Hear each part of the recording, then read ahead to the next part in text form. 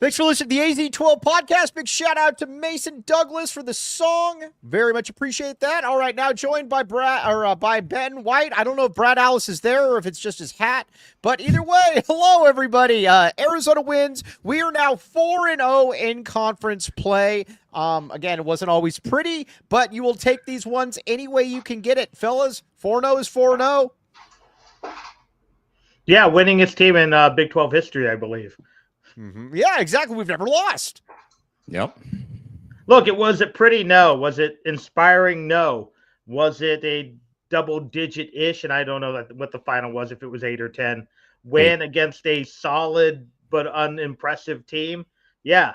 You have to hold court at home. They did it. They did not play great. They did not get a necessarily great game out of Jaden Bradley. And normally when that happens, they're in danger to lose. But save for that one run in the first half where they kind of got it down to, 4 or whatever. And I know they hung around for a while. Arizona was always just kind of at arm's length. And I know some people are going to freak out. We've seen 3 of these a year since Lute Olson got to Arizona.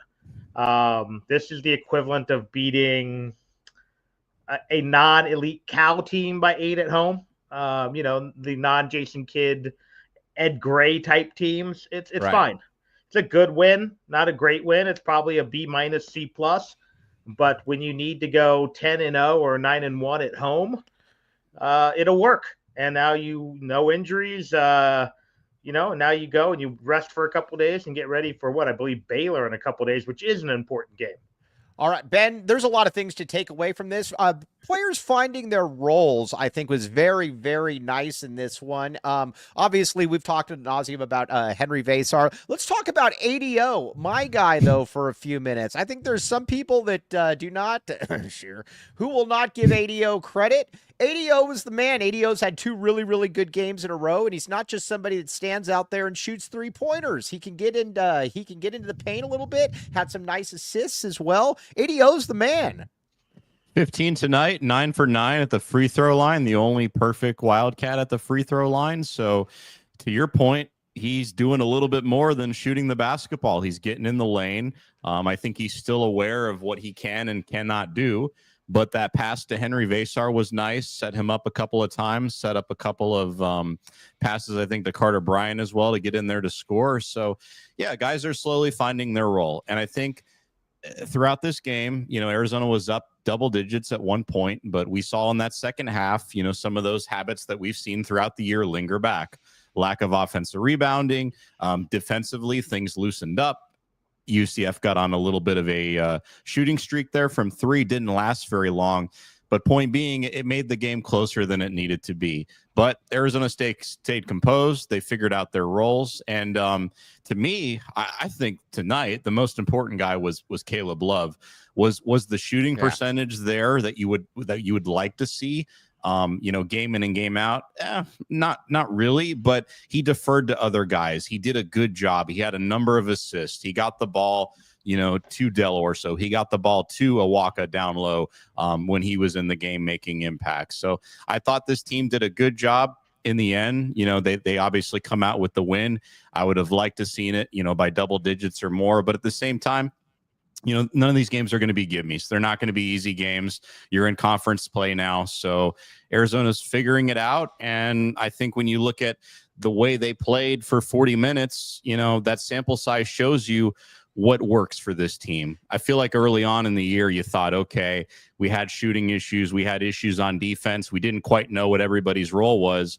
But I think for certain, Mike, you want Henri Veesaar and you want Carter Bryant out there, because when those two are out there, seems like Arizona clicks on both ends. Yeah, and Brad, you followed the recruiting game a long time. I think a lot of times people just want the new shinier object. And I was hearing all summer, we want Josan Sainon, we want Jamari Phillips. Well, with all due respect, Sainon is on a team that's 1-3 in the Big 12, and he's averaging 13 a game. Jamari Phillips is averaging 1 point per game. I'll take Caleb Love. To me, it's really that simple. I'll take Caleb Love. Also, everybody hit like and subscribe. But yeah, what say you on that, Mr. William Brad Alice? Sainon's really, really good. Very talented. But at the end of the day, what do you want in the NCAA tournament? An unproven freshman who may already be eyeing the NBA draft, or Right. Caleb Love, who's trying to make his legacy. And tonight, he did not shoot well inside the arc. I think he was 1 for 5. 4 of 7 behind the arc is fantastic. Right. 6 assists, fantastic. I think he had 6 or 7 boards. So it was a really good game. Yeah, you'd like him to hit a few more drives.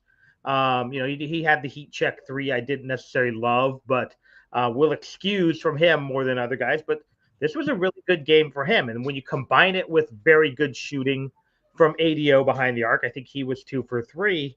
That's going to be hard for teams to defend. People who love to talk about spacing, that gives you 2 guys who can do some spacing. When you throw in then a really good Henri game, and then everyone else just played okay, but you got that nice. It was a really good. Lute would have loved this stat line because would you have 2 or 3 at 15, a couple at 9, a couple at 8. That's that balanced scoring. That means typically when a team does that, that means the other team just couldn't settle in defensively. And yes, Arizona had a 4-minute dry spell, but other than that, we're pretty good offensively. Their problems, again, Ben addressed it. Awful on the offensive boards at times. Careless with the basketball late. I mean, when was the last time you saw a guy get running the baseline violation and then a minute and a half later, a guy stepping on the inline when he caught the ball? Right. That's not excusable. That's Arizona basketball. Here's one thing that I've come to the conclusion of with this team. This is just not the savviest team in the world. I think there's just going to be less than savvy things that will be done throughout the game. It's annoying, Brad, but I just feel like that's going to be part of it. That's going to be part of the experience. For a guy who has a great feel for the game in Jaden Bradley, he doesn't strike me as having the highest basketball IQ. It's not awful, but those great Arizona guards with the high basketball IQ, they're not running the baseline because they forgot the guy lost the ball out of bounds or whatever he did, shot it over the backboard. That was he just forgot. He was thinking it was a made basket, it looked like to me. So that's the things that can bite you in the butt. But overall, Awaka was Awaka or Townsend who didn't have good awareness of where he was coming down with the pass. But I'd rather do that with a 12-point lead, with a 10-point lead than a 4-point lead. And yes, everybody out there, I'm not under any delusions. Yes, Caleb Love is going to probably have a bad NCAA tournament game. I don't know there's any way around it, but at the same time, this team's also got to find ways to win if he does do that, and I will take him every single day of the week over Sainon and Phillips, period, point blank. All right, one thing that greatly annoyed me in that first half, Ben One White, and we were going to get to your possible future coaching propositions here with the tight ends at the U of A, but the defensive rebounding, there's been too many times this season where guys just stand there. I don't know that Trey Townsend generally doesn't box out. That's why he doesn't generally get rebounds. I mean, even Henri at times doesn't box out. That has to stop. There has to be something where you box out. It just feels like it happens too many different times. There's always that 5-minute stretch where Arizona just can't get a rebound, both on the offensive glass and defensive glass, to save their lives. And when you talk about this team not being savvy, that's definitely, I think, the biggest element of it. The other one being the 3-point defense. Right. There was a stretch where UCF hit a number of threes. I understand that they finished 8 for 35. So in the long term of things, it didn't impact them. It didn't make things different in the win-loss result. But yeah, the margin for error when you play in the Big 12 and when you play in these conference games in the NCAA tournament, the problem you're going to run into is that 5-minute stretch where we're getting no boards, we're getting no buckets, we're not defending well. That could turn into a 15, 20-point lead if you come across the wrong team on a wrong day. So I'm not saying that's going to happen, but it's very possible. So how do you fix that, right? I think if you're Lloyd, one criticism of him, and we've seen ever since he's been here, is the fact that maybe he lets guys play a little bit too loosely at times. If the rhythm of the game is not going in Arizona's favor, he's not going to be a Sean Miller type who's going to step down, put his foot down right away and call a timeout. I think he needs to tighten things up a little bit. And I just think with the players you have on this team, I mean, outside of Love, I think everybody else should have a pretty tight leash. And it's not because they're bad players or they're drastically limited. It's that when these things happen, Arizona gives up a lot of points, and it's hard to recover from that at times. Tonight they were, because they were able to outmatch UCF. They were able to, for the majority of that game, I'd say 80% of that game, they played very good defense. They rebounded okay. I wouldn't say the best, but again, you've got to balance all that out. And I think that lineup of really sticking in the front court with Carter, Bryant, and obviously, Henri Veesaar is what you're going to have to ride with, because those are your two guys who are going to establish things down low. They're going to be able to get the boards. But I also understand, right, that you can't play a guy for 40 minutes. So when you have to pull those guys out, you've got to put somebody else in there. And that's when you see Townsend come in there and be a complete liability defensively. To your point, he doesn't box out. He had three rebounds. He's a very disappointing player considering the way he looks. I get he's a little bit undersized, but you thought, coming in, he would give you a little bit more scoring, a little bit more athleticism, try to get under the rim a little bit more, but he hasn't done any of that. So it's been really disappointing. So I think it's a combination of coaching and personnel, and Tommy Lloyd's got to find a way to balance that. I think part of the problem with the rebounding is they don't have consistent enough guards and small forwards, wing players who rebound.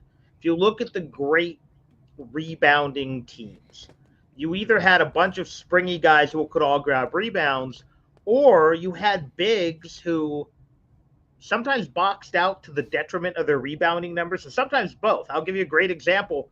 Miller's best teams.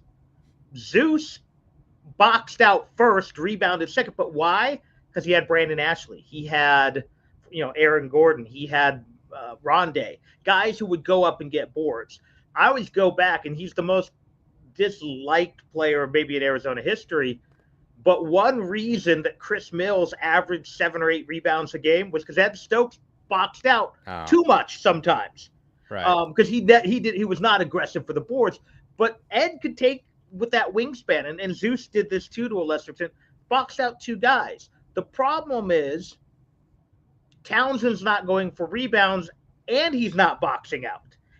Some guys are very savvy; they can box out and get the rebound themselves, but other guys need to rebound for other guys, and you just don't consistently have that with this team. So, Awaka's solid at it. Henri is more of, I'm going to go get mine, than I'm going to clean the lane up for others, and that's fine.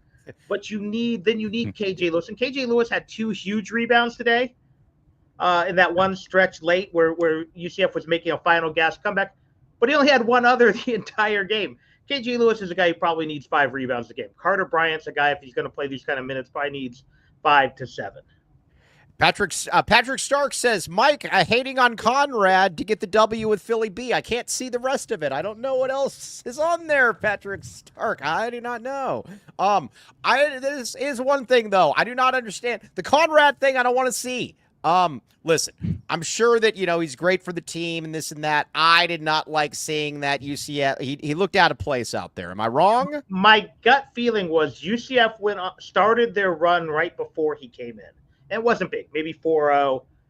I think they just were tired, and he thought, I'm going to bring fresh legs in, and it just didn't work. Because UCF was starting to get frisky right before he came in, and then it just all went to hell when he came in. So, yes, I agree with you. I think I know that's why Lloyd tried it. It just failed. And, yes, I agree with you. Let's bring him in when you're up 20, not when you're up, 12 or 13. Yeah, I get what happens if Bradley loses a leg, Mike. Well, here's the problem, though, is this offseason, I think that I was hoping that you would find a legitimate backup point guard. I don't believe that Conrad is that. I believe Conrad can be okay for a minute or two here, but, man, in the Big 12, like Conrad against Houston, Conrad against Iowa State, not good, not good.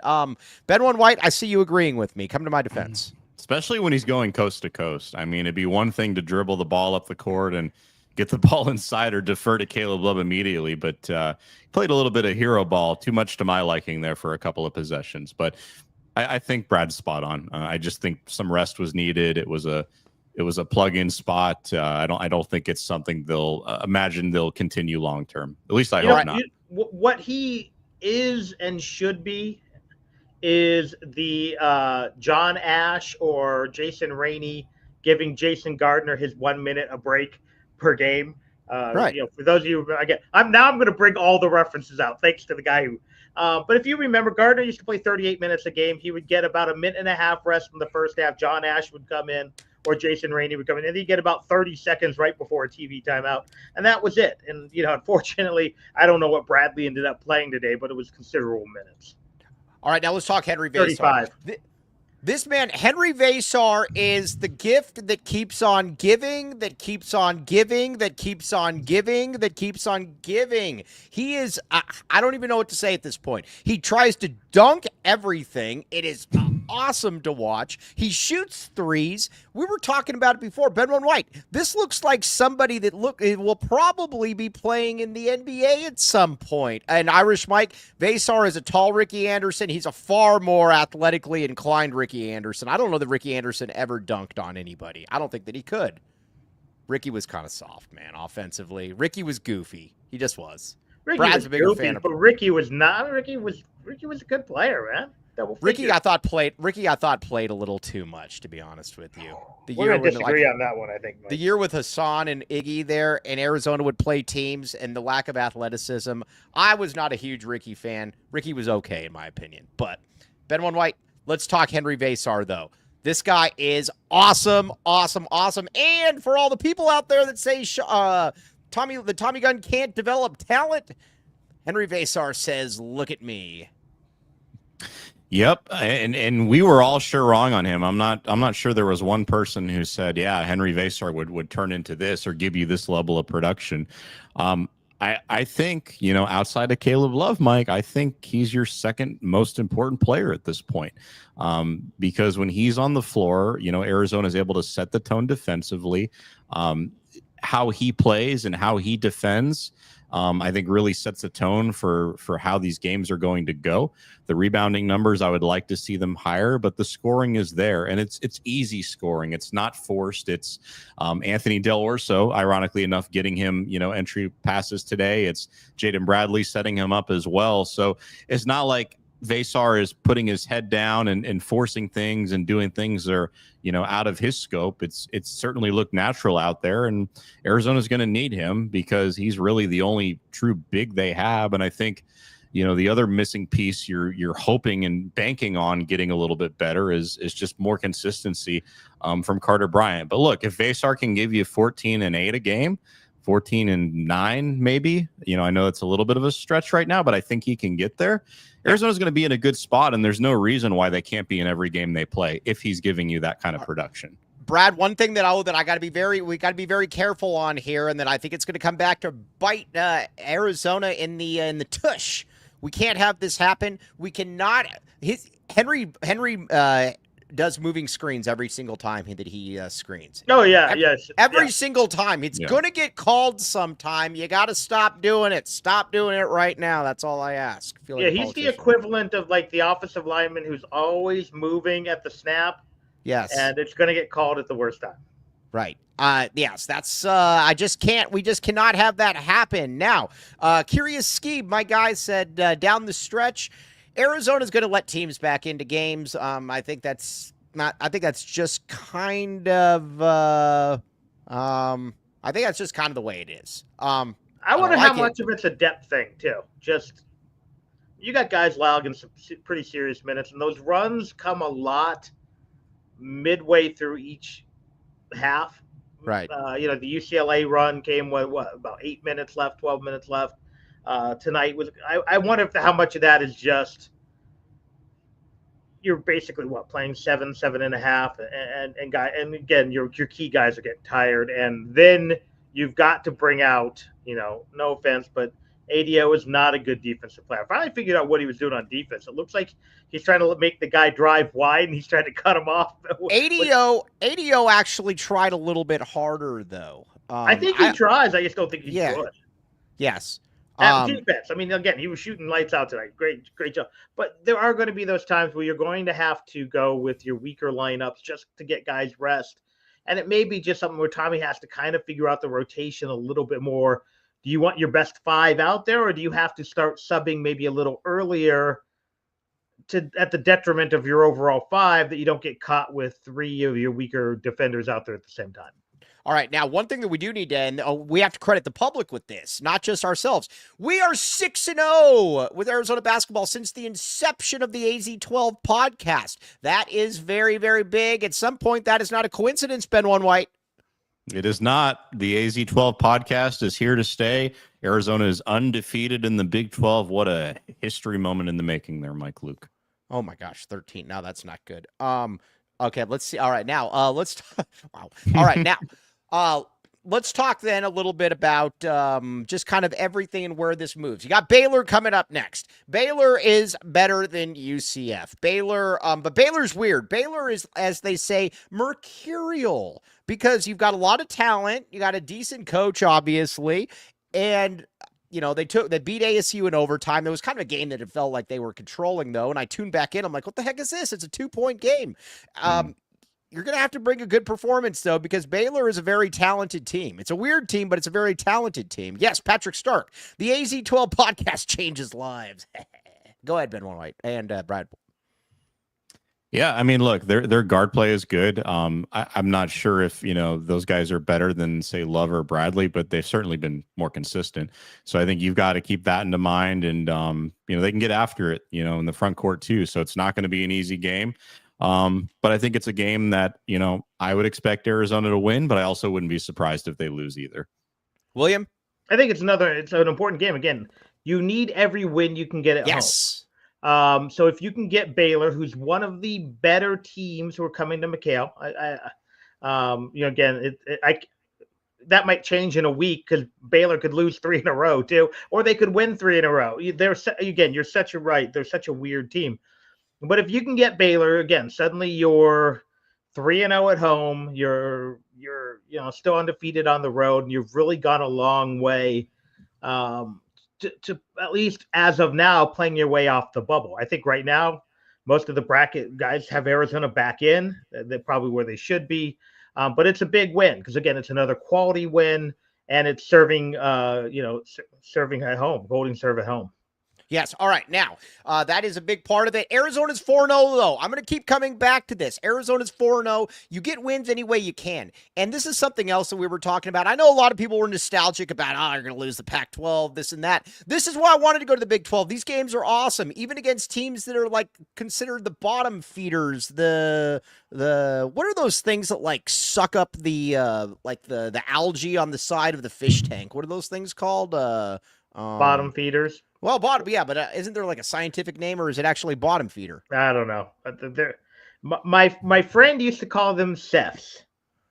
Shoot-eating fish. Sucker fish. No, they're Pocostomus. A Pocostomus. That's what they're called, a Pocostomus. Did I ever tell you the story about when I saved a Pocostomus one time?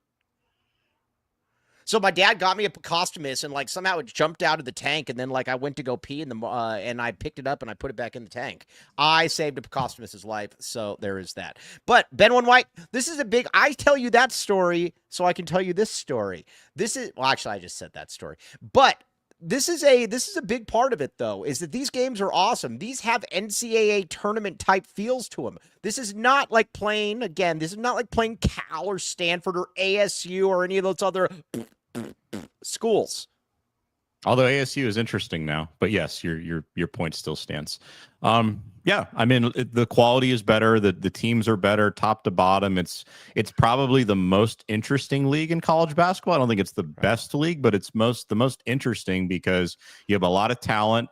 Some of it meshes well together, some of it not so much. And game in and game out, you don't quite know what you're going to expect. I mean, even at the top of the league right now, you saw Iowa State, they were in a close game today.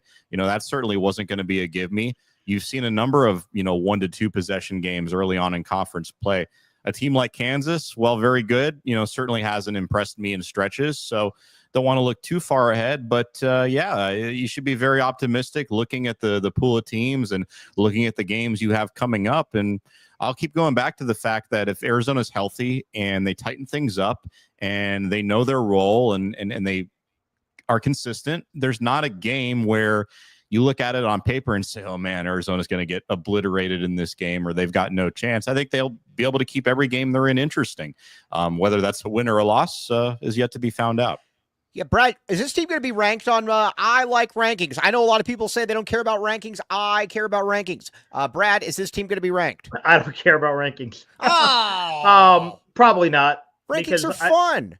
they're sure they're fun. But I'm not worried about it yet. It's still early January. They might. I don't know. I really don't know how the voters are. Right now, it seems like everyone's in love with ironically enough, the SEC in basketball, which is deserving of the hype. Yes, unlike their football team. Unlike their football. But I think Arizona might, people, my son even does this. My son's just becoming a big sports fan. He looks, he's like, oh, hey, all these teams are, got more or less losses than Arizona. So that's what he looks at as a measuring stick. He did have some great NFL takes, and which proved to me that he is could have co-hosted over some of the people who took some of our jobs, Mike. Oh, yeah, wouldn't surprise me at all. It wouldn't surprise me at all. Hey, Brad, what does bearing down mean to you? What does bearing down mean to me? Yeah, that was asked. Yeah, Richard used to always ask every guest that. He would say, what does bearing down mean to you? And then, I think it was AJ Bramlett one time. He's like, I co-hosted like 40 shows with him, and I don't remember most of them. He was on, I think, earlier. Yeah, the Big Fajita. He was on. Last thing, he was on earlier this morning, and it was just a 20-minute monologue. Did Texas win that game, or did they lose that game? Yeah, I know. It's all Ohio State win the game, or it's all sensationalism. Yeah. All right, now let's. Oh man, we got so many different comments in here right now. Very, very good stuff. Okay, now here's my next question. Then Tobe Awaka. I have been beating up Tobe Awaka as part of and people need to understand too, I feel like I have to put this disclaimer. When I call them the Twins, that is not necessarily a put down. I am saying that Gene Edgerson was fine for 10 to 15 minutes. Nothing more, though. The Twins played, well, not the Twins. Awaka played really well today. This was one of Awaka's better games, William. Yeah, 5 of 7 from the field, 5 rebounds. Yeah, maybe a few more rebounds. But then if you look at rebounds per minute, it was only 16 minutes. So I can live with a rebound every 3 minutes. So it was a good game for him. This is what you want from him. But no threes. No threes. I will never see that 3 again. No. He's a guy who should be playing 15 to 18 minutes. If he can shoot 50% or better, if he can grab you, several rebounds, that's what you want from him. Yeah. The Gene comparison. I think it's a great comparison. I think it's apt. Again, not identical players, but identical roles. Yeah. Yes. Now, Benwin White, you were not even alive when Gene Edgerson played here. Benwin White, what year were you born? Actually, maybe you were. I think I was, right? 90. What year were you born?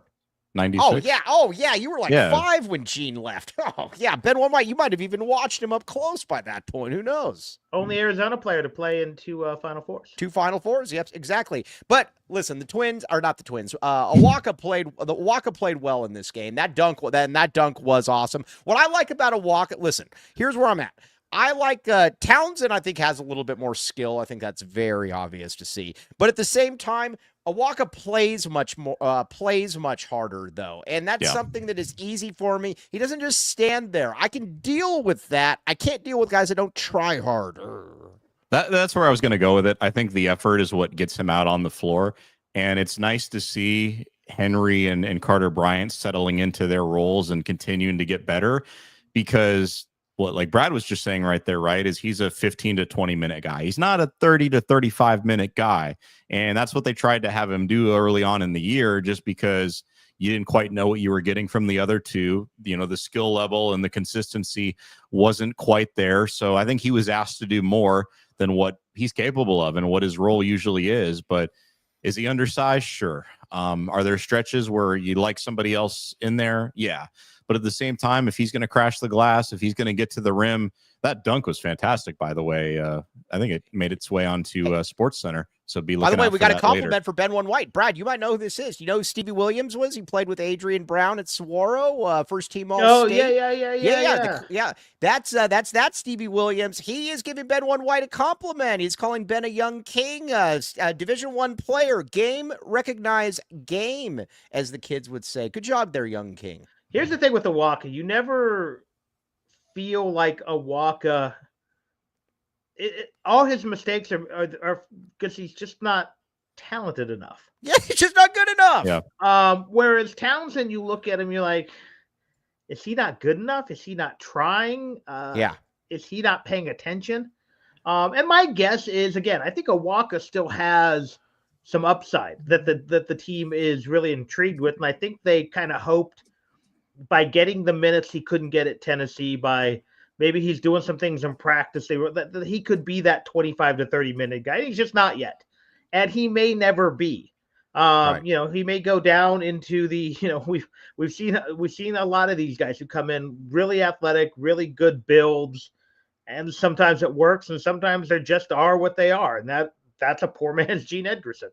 Yes. Now, AZ Wildcat fan, I got to give AZ Wildcat fan is the best. He is much smarter than me, but he is prepared to die on this hill. He is personally offended when I call them the Twins because he said that Awaka is light years better than Townsend.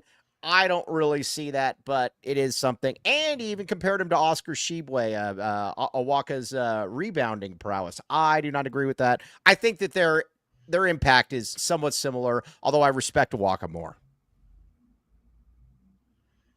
I mean, they're opposite ends of the coin. I mean, I think Townsend's a very talented kid who lacks a true position. They're kind of on the same level, though, I guess is what my point is. Totally different players. But I mean, again, Awaka just lacks polish, and maybe talent. It may not be talent. It may just be polish. May just not be fully formed. Whereas Townsend kind of is what he is. If he fully doesn't formed, want it sounds like a baby, and it's like its ninth month. Is it fully formed? Go ahead. In a basketball sense, he kind of is, isn't he? He's from my understanding, relatively still new to the game, still learning. To play basketball in many regards, or to at least on the offensive stuff. Townsend is what he is, and it's a shame because if he put in the effort that other guys do, he'd probably be a better player. But he just doesn't, or can't, or doesn't have a good enough feel for the game to know when to put it. Because some guys can keep it in third gear and then know when to go to fifth gear, and True. he doesn't seem to know that. Now, Irish Mike, the great Irish Mike. I am not Irish, by the way. I always tell people this. Everyone assumes I'm Irish. I'm not Irish. I'm German. But Irish Mike said, Carter, this was a game that Carter kind of looked like an 18-year-old at times when, kind of getting pushed around. Carter has easily the most upside on the team. You can see it, but the girth isn't there. You can just tell it by then. The girth, the lower body girth, not there yet. It's like a young colt in the fields, as we've discussed. Benwin White, we saw that out there. Go ahead. And that's okay, because I think he's come a long way in terms of the flow of the game and what he needs to do, because you're not seeing the careless turnovers anymore. You're not seeing the boneheaded shots or attempts that you saw early on in the year. So as long as he's playing in the flow of their offense, I think it's fine. Is he going to get pushed around? Yeah. Is he going to get overmatched at times down low just because of the position he plays? Yeah. But at the same time, he's good for a monster dunk or two. He's going to pass the ball and try to figure out a way to, make it easy for Arizona to score. So as long as guys are in there that want to help, and be a part of, moving this offense along, I think that's kind of what you're looking for. Are there limitations? Yeah, we just hammered it away with Awaka and a number of different players. But if this team plays together, I think they said it on the TV even a couple of times, that's when they're able to go on these, 10-0 runs, 12-0 runs, put up points consistently, and it just looks easy. It's when guys start hunting their own shots and doing their own thing and don't get back on defense and don't rebound. That's when this team is in trouble. So, yeah, is he limited? Did he get pushed around a little bit? Yeah, but that's to be expected, and he's only going to get better. So I don't have an issue with it. Yeah, for sure. Here's the other thing, though, with him tonight, though. He didn't have a good offensive night. Didn't shoot particularly. Was he 2 for 6? Not right. Still grabbed 6 boards in 19 minutes. Again, yep. So he's trying to find ways to contribute, because a lot of times, again, guys, the shot's not falling. You start pouting. You don't hit the boards. He still hit the boards, and then sometimes he's out of position. I get it. He's a young guy, but I'll take 6 rebounds in 19 minutes from a 6'9" kid. Yes, I will do that as well. Now, KJ Lewis, this is somebody, everybody hit the like button, by the way. Hit the like. All right, now, let's talk a little bit now about KJ Lewis and what he does I feel like, and again, it's not perfect, I get it, but he was very animated with the players on the team. I don't know if I like that or if I don't like that, but I will say this. I feel like he's starting to get into his role, though. Last game was the best game that we've seen him play. You can see now that he is starting to get you can see that he's starting to get in there and starting to figure out everything that he does. Robbie Don, by the way. Yes, very, very let's see. I like how this podcast has over 350 lives, while the old one is currently with 30. With you have a family member. Yeah. I appreciate you guys tuning in. Ben, guys, KJ Lewis. That's just kind of the way it is at this point. I mean, if he plays really well, Arizona's upside gets much better.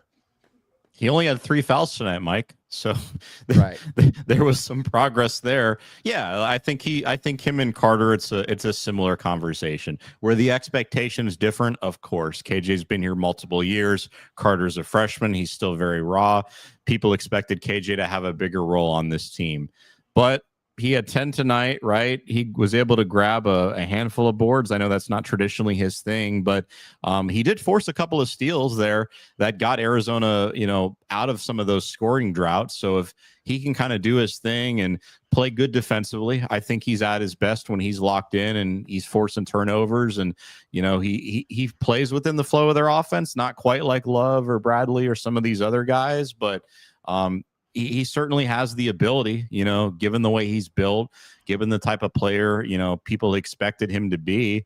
Another guy I would hope that's going to get better. He's just taken a while to figure it out. What I don't want to have happen, right, is we have a good game like this, and then you take 2 steps back in the next game. I mean, he has done that at times this year. So just got to play smart, man. Stay in front of your guy. Don't commit any dumb fouls, block in on the defensive end, and I think the scoring for him will come at that point. Also, I guess Tommy Lloyd, I almost said Tommy Townsend, drummer for the Beatles. Tommy Lloyd said that he's obviously, he's very upset with the effort that they gave. Good. It wasn't a great effort today. You got the win, very happy about it, but I'm happy that the Tommy Gunn's going in on that. Yes. Whop. We want more of that, William, not less. No, he needs to be critical enough without, again, you can't. Sometimes I thought Miller was overly critical when he shouldn't be. But yeah, tonight was a B- C+ game. And it's okay to call that out as such. Again, you talk about KJ Lewis. Did some good things on the glass, passed the ball well, scored okay, but he had 4 turnovers. He had some lapses. And to Ben's point, you hope this is the half step back game instead of the 2 steps back game, because he was great last game. But Lloyd needs to hold these guys accountable without crushing them. Yeah. But you can't just say, "Great job, guys. We won by 8." You can't just do the Boswell thing where you just let him do whatever and say, we'll get the orange slices after the game. You can't do any of that. The KO Jamel Horn thing where he makes one mistake and he doesn't play for a week. There's a delicate balance. And sometimes, although Jamel Horn, though, that was listen, KO was not in the right. I'm not saying he was. KO ruined Jamel Horn. Jamel Horn was also uniquely not up here at basketball. Well, he mysteriously became from San Diego or from Seattle, Washington midway through his career, just like Chris Rogers mysteriously became French his senior year. Oh, yeah, when Chris Rogers started talking in that, French accent, he's like, Chris Roger. Roger, yeah. Hey, you want to hear my French accent? Was that good or no? Fabulous. I thought I was in Paris. Yeah, all right. Yeah, no, I mean, seriously, you thought the Eiffel Tower, but this background behind me the other day fell, it just collapsed. I saw it. Yes, exactly. But at the same time, if the Eiffel Tower falls on me, then you'd be like, well, Mike, that was just you speaking French again. All right. I guess it doesn't sound like French. So anyways, who cares? All right. Now, let's see here. Okay. Now, looking ahead then, what can this team, let me ask you this. Texas Tech, a fairly a solid Texas Tech, but not a world beater Texas Tech, not the Sonny Dykes Texas Tech teams. But they take Iowa State into overtime. Iowa State wins by 1. Kansas has looked very vulnerable this year. you look at it as well. Houston doesn't really have a good win this year. What is Arizona? Is Arizona, as Bone Thugs and Harmony would say in the early to mid 90s, creeping on a come up? Where are we at right here, Ben One White? Well, I mean, if we're talking where they are from a black and white standpoint, they're undefeated in the Big 12. So they're right at the top right now. I would imagine that's going to change. I would imagine some things tighten up and some teams figure some things out. But this league's interesting. I mean, game in and game out, you don't know what you're going to get. I mean, we talked about it earlier in the show. It's not the best league from a quality standpoint, but there's a lot of wild cards, right? A lot of pieces that fit kind of weirdly together. A lot of teams that people thought initially were going to be, no-brainer national title contenders. Think of a Kansas. Think of, an Iowa State, right? But still early. But at the same time, this is Big 12 basketball. This is what we wanted as Arizona fans. You wanted to go into a league where you didn't know what to expect game in and game out. You knew every single game was going to matter. It was going to be highly competitive, and that's what you're getting, man. It's a lot more interesting. I got Tommy Lloyd pressers. I got Tommy Lloyd. Listen to this, guys. Here's what Tommy Lloyd is saying. There's going to be a lot to learn, but we already learned the lessons and fell back into it. Be better. I love that term. As coaches, we have to be better. There isn't a coach talking down to players. We're all in this together. You have to fight to be great. This shite doesn't just happen. Yes! Whop, whop, whop, whop, whop. We love that stuff. Jeremiah Dibble, thank you for the super snap, by the way. Yes, I like that. Tommy Lloyd, to me, I'll be honest with you. I think there's a middle ground. To be honest, because like I said, I didn't like how Miller necessarily, there were a lot of times where I'm like, man, that's too far, dude. But there's also times with Lloyd where I'm like, you really gotta get in on these guys. I like this. I like hearing quotes like this. I mean, Luke was the perfect balance. I mean, right. Luke would put his arm around the kid. He'd if he wasn't Mustafa Shakur or Jason Gardner, he'd yell at a kid. Right. So Luke found that perfect. Well, Luke would say 3 good things at a press conference after a win, but then point out the 2, he'd always have that stat sheet in front of him with the big finger, usually with the ring on it, which you love to see. But he'd point out, oh yeah, we didn't rebound well enough, or we didn't do this, or and I think Lloyd needs to do a little more of that. Yes. But at the same time, again, yes, there's good ways to do it. Why does Cody keep adding himself? I don't know. Yeah, Stop I don't know. That. Then there's, Miller went too far every once in a while, or you could be a certain coach from Westwood and just completely lose the script. Why are we too? To put it mildly. Everybody keeps saying that we're bashing on the Steelers. When do we talk about the Steelers? If I wanted to talk about Iowa football, I would just mention Iowa football. The closest thing to bashing the Steelers is talking about Miller, because Miller's a Steeler fan.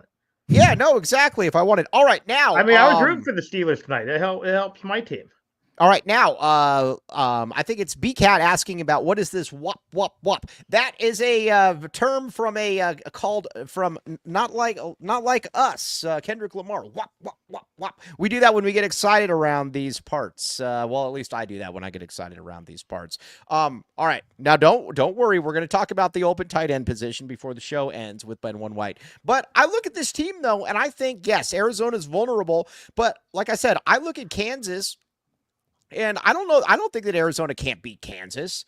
Again, Hunter Dickinson is solid, but he's kind of your lumbering white guy. Those guys generally don't scare me. KJ Adams is kind of a offensive neophyte. And I don't really, again, they don't scare me. I thought they were going to be better than they were, to be honest with you. In a weird way, the Big 12 in basketball resembles the Big 12 in football, except I think there are maybe 2 teams that are Iowa State and Houston are a little bit better than everyone right now. But they're not so good that, with Arizona not slipping yet.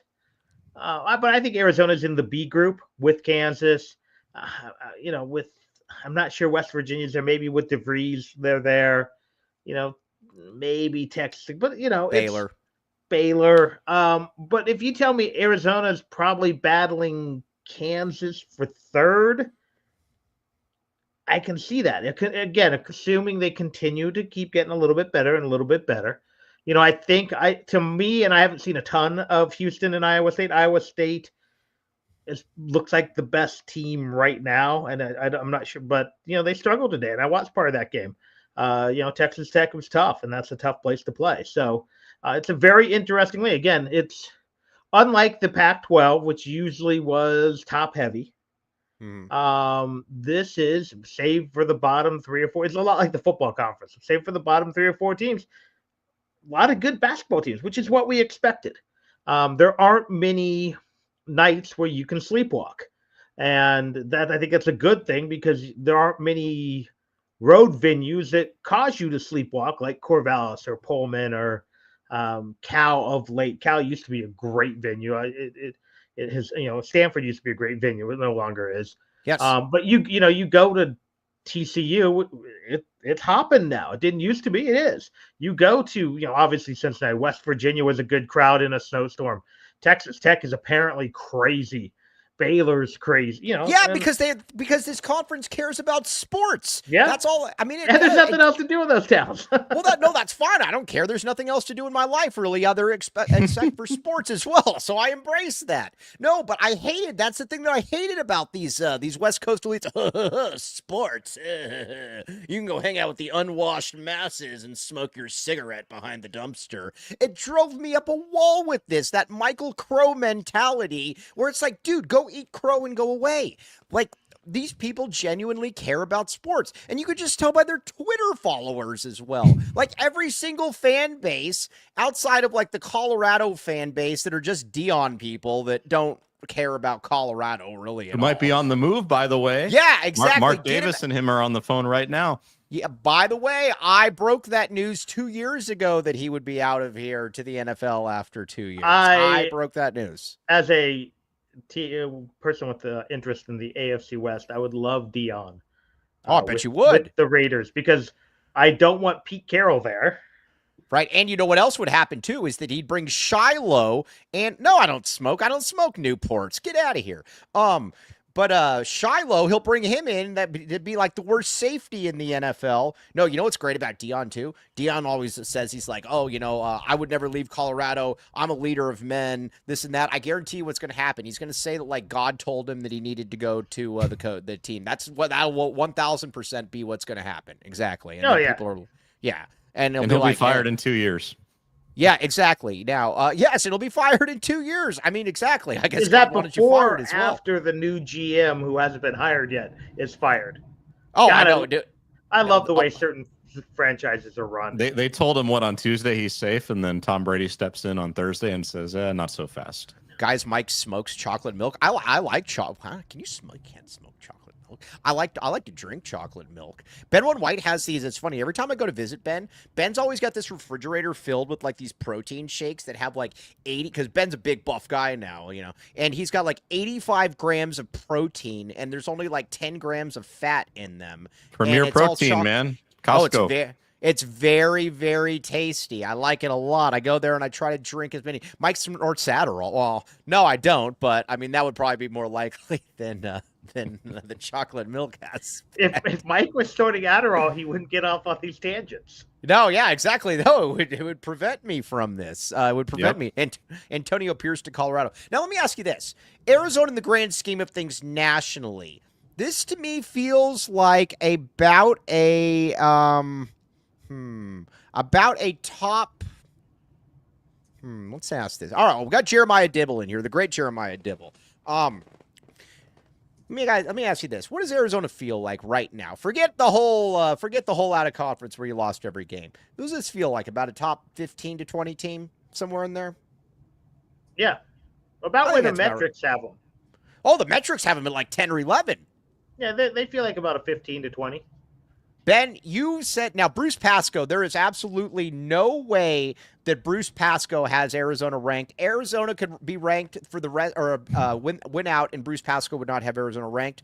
Ben One White, do you agree with us, though, about 15 to 20, something like that? Bruce Pascoe is all about tough love, my friend. So Yes. I know in his heart he has Arizona ranked. But no, I think 15 to 20 is fair.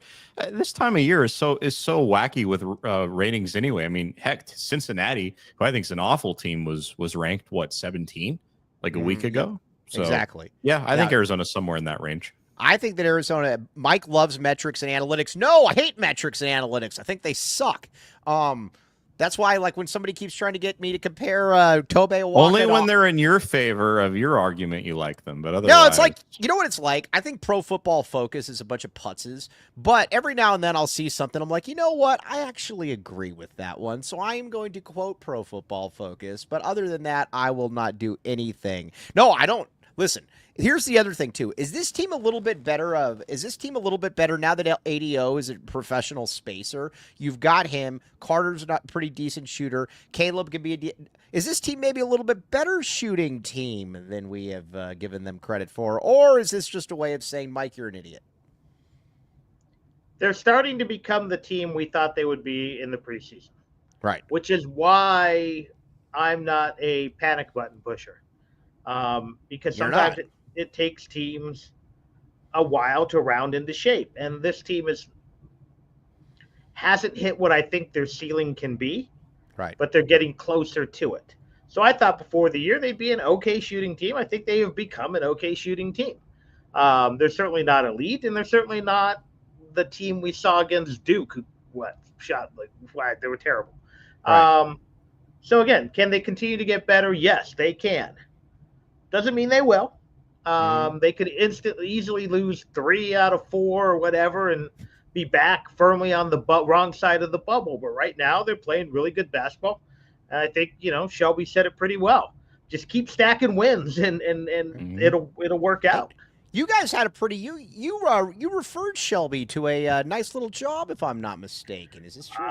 I knew that Shelby had lost a gig. I thought it was in the similar vein of a position I knew was opening at a certain municipality, and shot Jason an email. The irony is, I've told some people story. They're stunned because they thought Jason and I hated each other because we were professional rivals. But no, I told you. I always liked Jason. I think we had one thing we didn't really agree on, and it was, what did you agree on?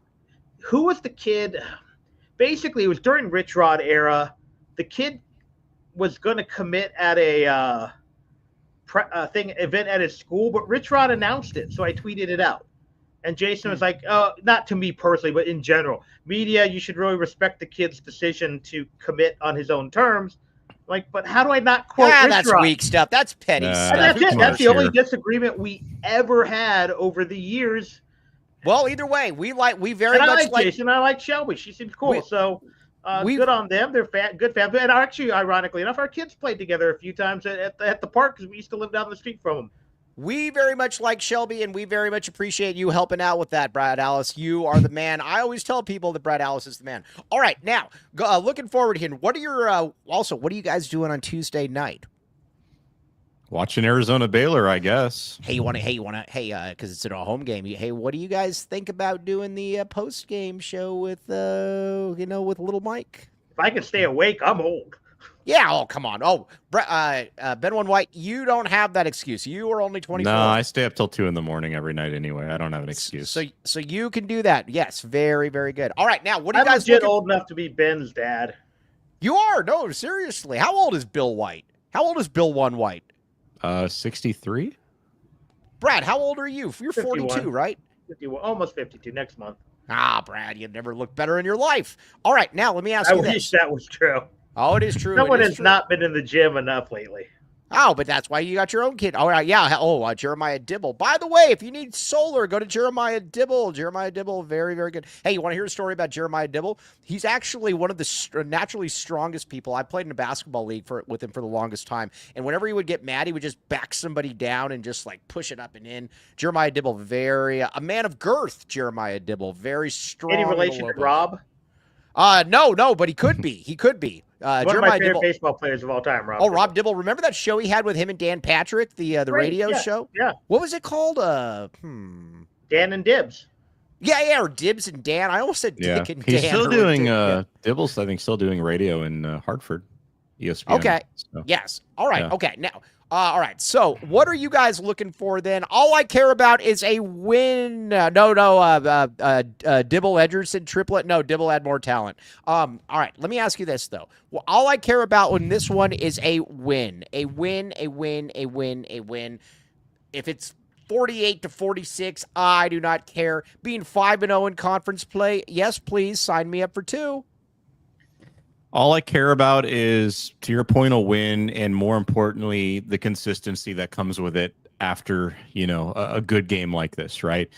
There are some players on this team that have good games, they make some progress, and then they take 3 or 4 steps back.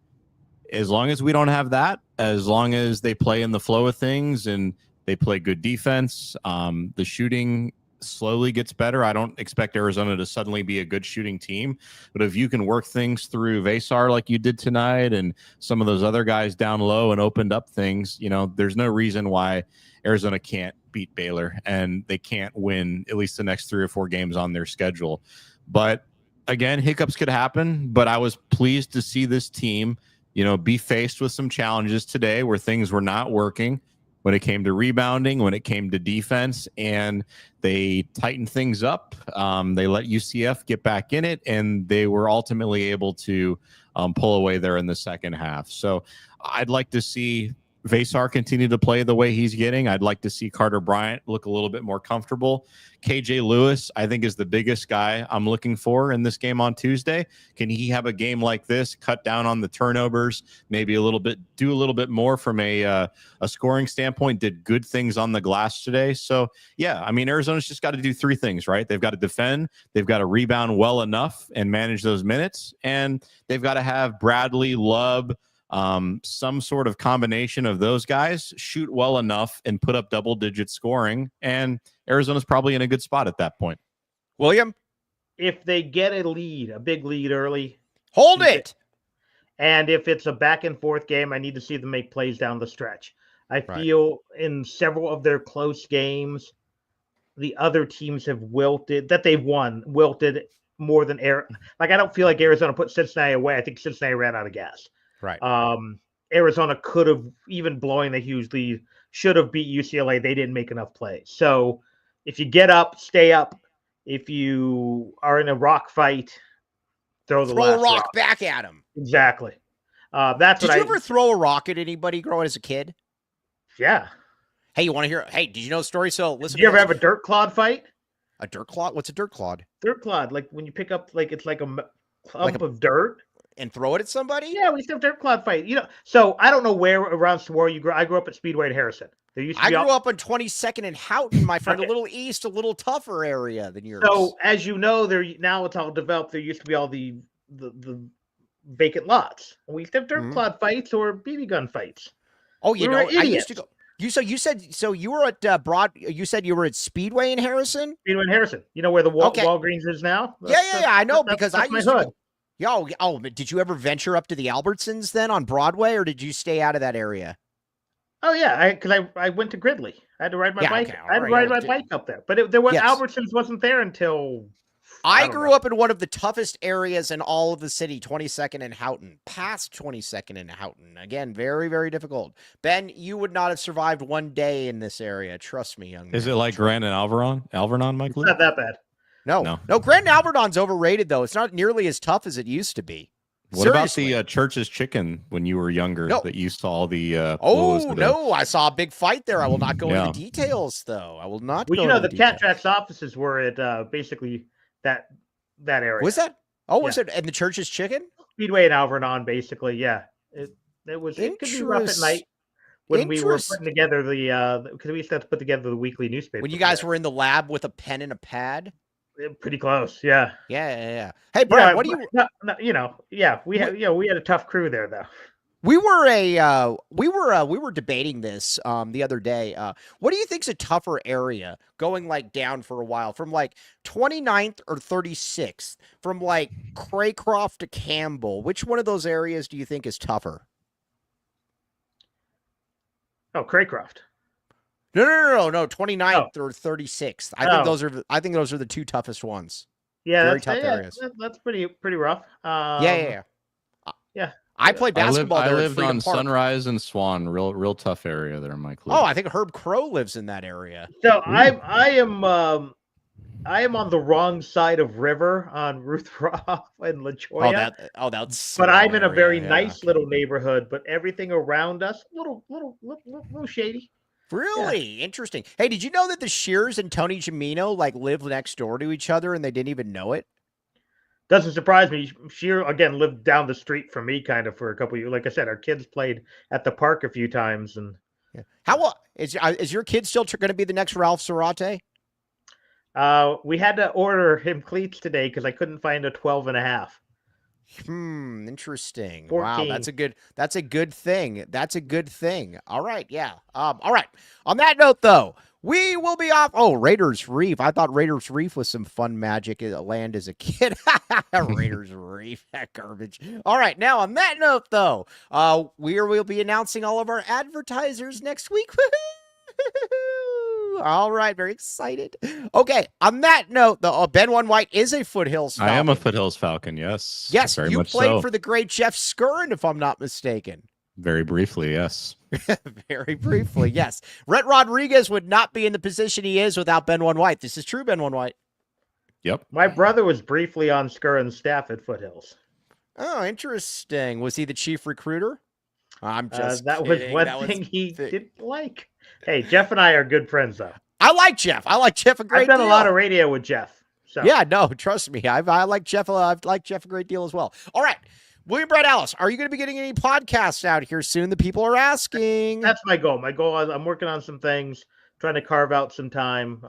It's always tough with all the youth sports commitments, and work is kicking my butt. But yeah, I think I got a little format tweak I'm going to try, and we should get some stuff out there. All right. Drones from Bone says, I miss Pistol Pete's on 22nd and Kolb. I had like 3 or 4 birthday parties at that. And hey, do you remember the place called Discovery Zone? It was on like Broadway and like Campbell or Wilmot. Did you ever go there? Ben One White, you wouldn't have been alive. But Brad, did you ever go there? I think I was too old for it, to be honest. Why would you have been there? You would have been like 25 years old. But no, this was a cool place, Discovery Zone, if anybody remembers it. Also, we were talking about Po Folks on the last show. Were you in on this when we were talking about Po Folks, Brad? No, but I ate a Po Folks frequently enough. Yeah, it's very good. It's very good. DZ, the Discovery Zone. DZ. Yep. All right. Ben One White, you're going to be back with us Tuesday. This is correct. You have committed on air. All right. So there you go. All right. For the great William Brett Ellis, for Ben One White, everybody in here, you guys are fantastic. Sometime we're just going to have a show. Oh, Grandy's. Grandy's was like a low scale, actually, no, it was maybe more of an upscale, like Denny's. Grandy's had good chicken fried steak. I very much liked their chicken fried steak. But on that note, though, we will be back with you Monday. For William Brett Ellis, Ben One White, I'm merely Mike Luke. You guys are all fantastic. TTFN, ta-ta for now. You've been listening to the AZ12 podcast.